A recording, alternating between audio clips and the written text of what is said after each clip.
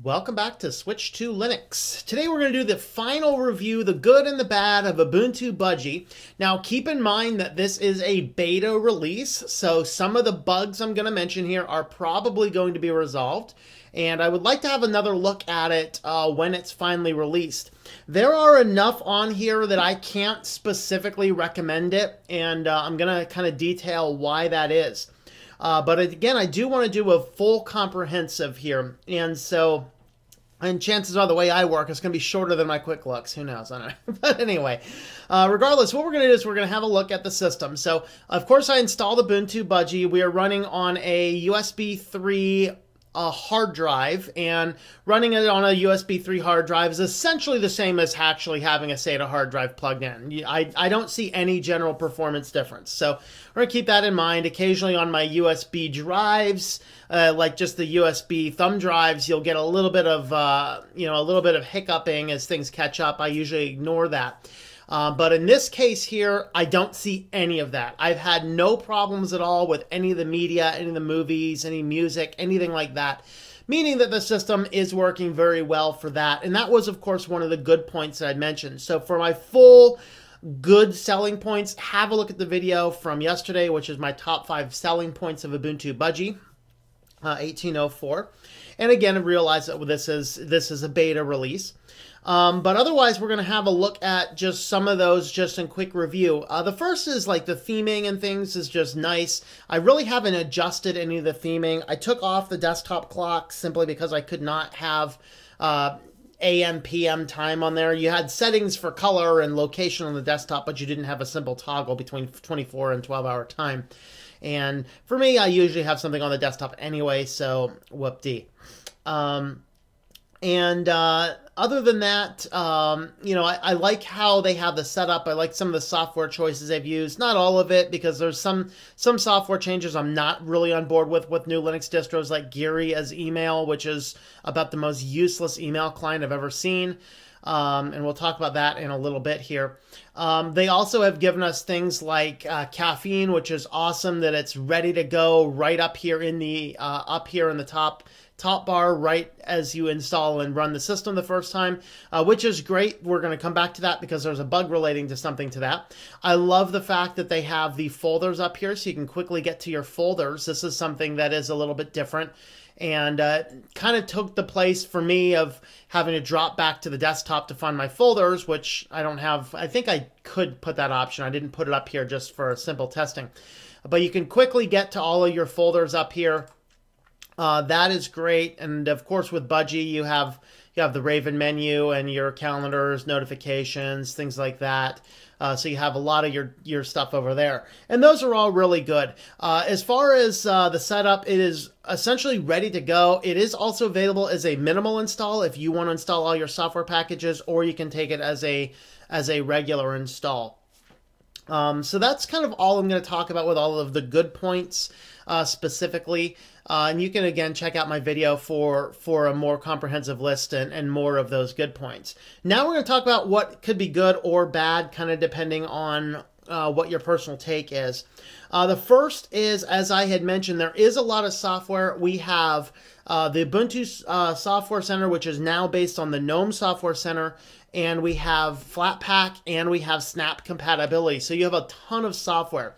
That's the good part. The bad part is there's not always a lot of solidarity in those. And so, for example, if I'm looking up software, and I go into my Software Center here, and I pick up the kitty.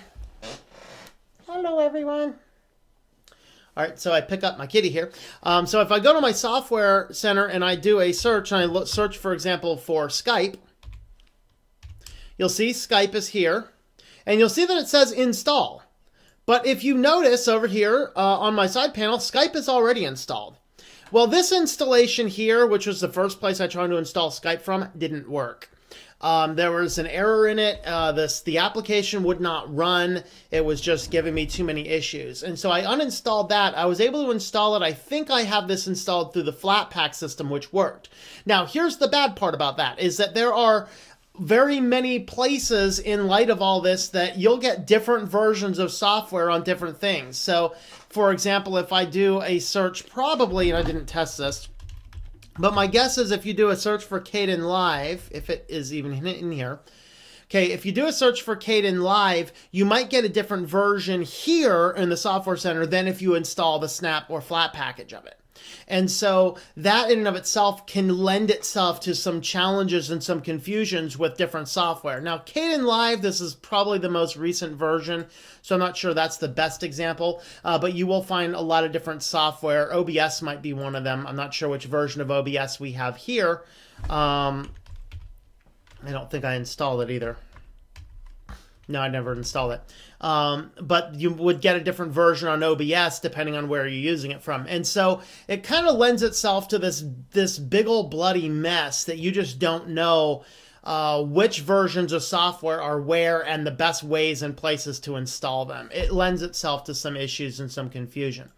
Now, the other thing I will mention is not all the software available to Ubuntu is in the GNOME Software Center. So, for example, I do have Thunderbird installed, and if I do a search for Thunderbird right now, you will see that it is installed because I have installed it on my system.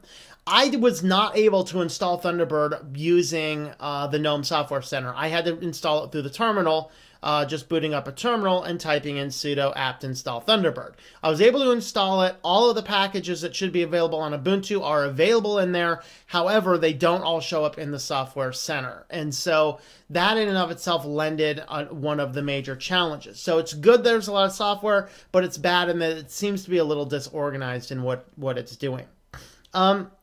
The next thing, of course, that I think that in this day and age we have to bring up is Ubuntu Budgie is based on Ubuntu, and Ubuntu is becoming controversial.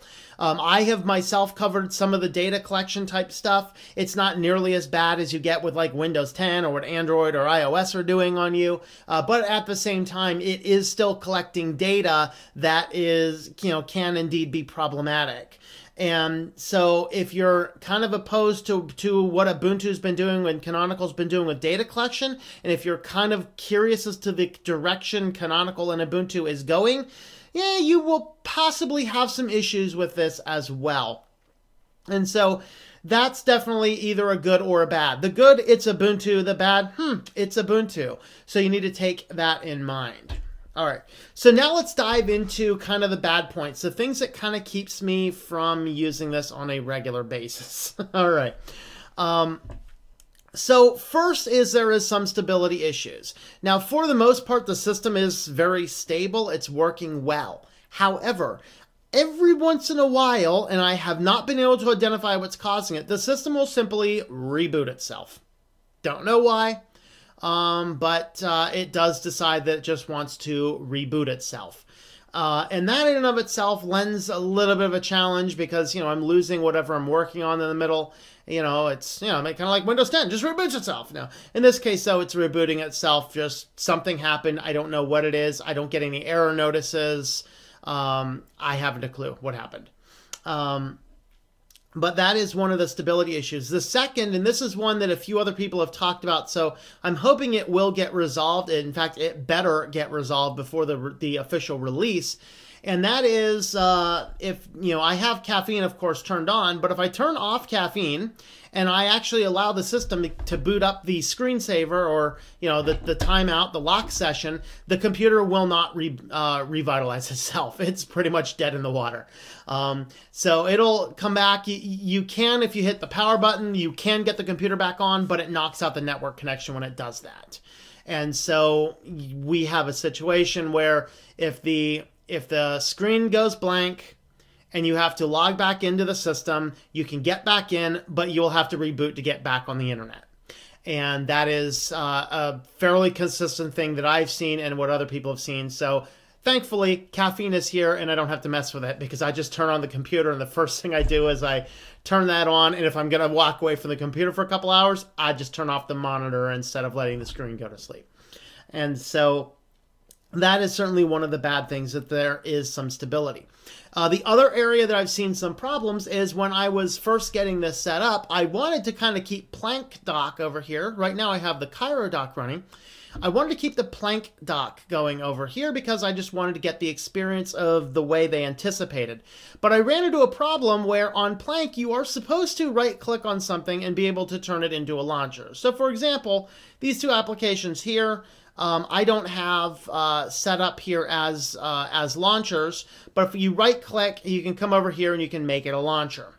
You're supposed to be able to do that on plank. You can't. It was giving me that issue. Some people have said it worked. Some people said it wasn't. I have a sneaky suspicion that some of the people said it worked were just were speaking as to how plank works itself, not how plank works on the Ubuntu Budgie beta. And so that gave me a lot of challenges that I couldn't really do anything. I could remove things from the plank by actually manually going into the configuration files and deleting them. But I could add things manually doing the same thing, but that was kind of a pain, and so I went with ChiroDoc. However, ChiroDoc doesn't even work right. And so there's something wrong in the core, and I have some other evidence to that. For example, you'll see that I have Firefox up here on the dock. If I boot up Firefox, you're going to see what it's going to do is instead of starting the way it's supposed to start, just give me an indication that Firefox is now started, it actually opens up as if it's a completely different application. All right. So for example, I'll go ahead and click on Chromium here. This is what the behavior is supposed to be. It's supposed to give me the indicator dot here saying that, yes, this application is now open. And here, you know, if I click it again, it'll go down. If I click it again, it should come back up. All right. So that's kind of what the function it should be getting. But what you see is that the Firefox, it's loading itself as a completely different instance. And if I have attempted to right-click over here and make it a launcher, then it gives me very unpredictable things. So see, it couldn't find a corresponding description file. Literally. And it actually took me about a week to get Skype on here because it kept on dropping on Skype. And then when I dropped on Skype, guess what? It was Firefox. It was crazy. Something in the core is not working. But there's another place I found the core files not working. And that is that despite I have these files here on the desktop, I actually cannot save, open, or otherwise manipulate anything from the desktop in any type of anything that would require some desktop file. I'm trying to think of how I might be able to do that. How can I show you that? Maybe what we'll do is we'll try this. So if I open up LibreOffice here, and I want to, save some document, I'm going to hit Save As here. Hold Control-Shift-S, and I'll show you why I did that in a moment. You'll see it defaults here. Now, if I go in and click on Desktop and want to save it, chances are it's not actually going to save my file. And it did, actually. That's actually quite rare. The example I was thinking of is, for example, if I go to upload a file somewhere, I was trying to get a good example going, and it doesn't seem to be working now. It's completely unpredictable is kind of the point. Pretty much every time I've attempted to do anything that requires manipulation with a file that's on the desktop, I actually am not able to do it. I was not able to upload thumbnails that were sitting on the desktop. I was not able to upload any videos. Anything that was on the desktop, I was not able to manipulate from any window that was looking for a file to upload. And so, for whatever reason, it seems to be working now, but it wasn't working a good 15 times this week. Which is actually why I have a lot of stuff in my actual documents page, because I had to put things somewhere to actually upload stuff. So yeah, I had a lot of issues with not being able to actually manipulate files from the desktop from Nautilus. I don't know why. It's the first time I've encountered that issue before, but it was not able to do anything. Now let's go ahead and boot up LibreOffice again. One of the things that you will find lacking is the menus. You cannot get to the menus without installing a application or an applet.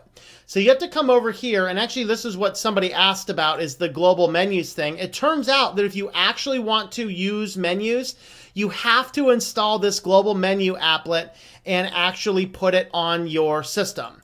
And so it's actually a little on the annoying side. But now that we have that up there, this is now where you can access your menus.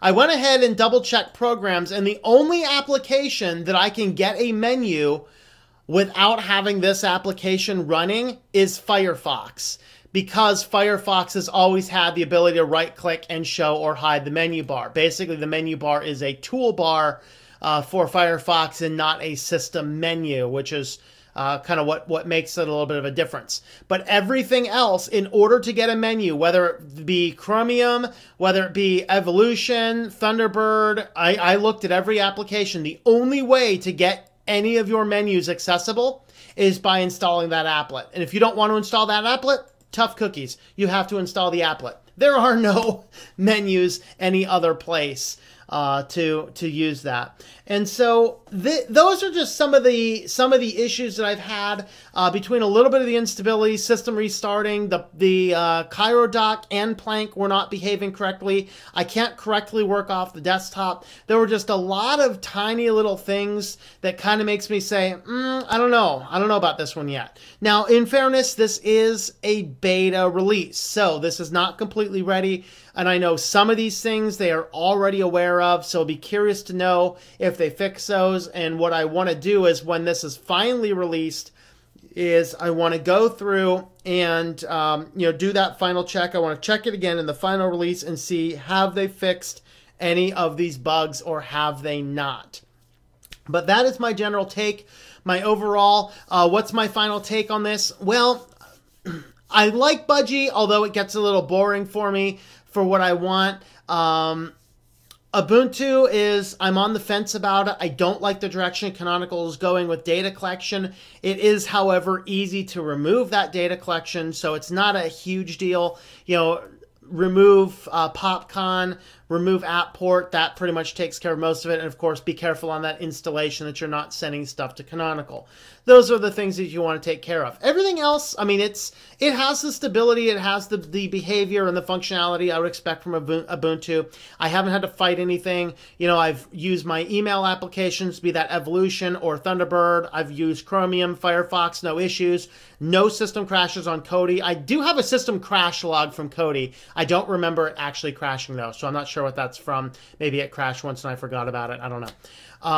But overall, it's kind of a mid-range. I wouldn't absolutely recommend it. I wouldn't say stay away from it. It's just kind of right down the line. Hopefully they get most of these bad things taken care of by that final release. And then probably the one thing that I just don't think they're counting on probably fixing is that software debacle. That to me is one of the biggest issues, because it means that you have too many crazy versions of software and you just don't have the ability to maneuver them as well as I think you should be able to. So that's my final takes, my final thoughts with Ubuntu Budgie. And with that being said, I'm probably going to go back to Debian or Linux Mint KDE on this computer in the next couple of days here.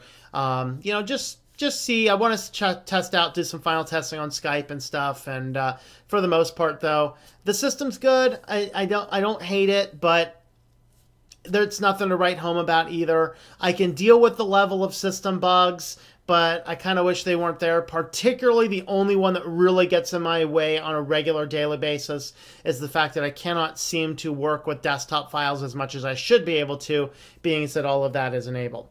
So thanks for watching this video. Once again, you can help support the channel at switchtolinux.com/support.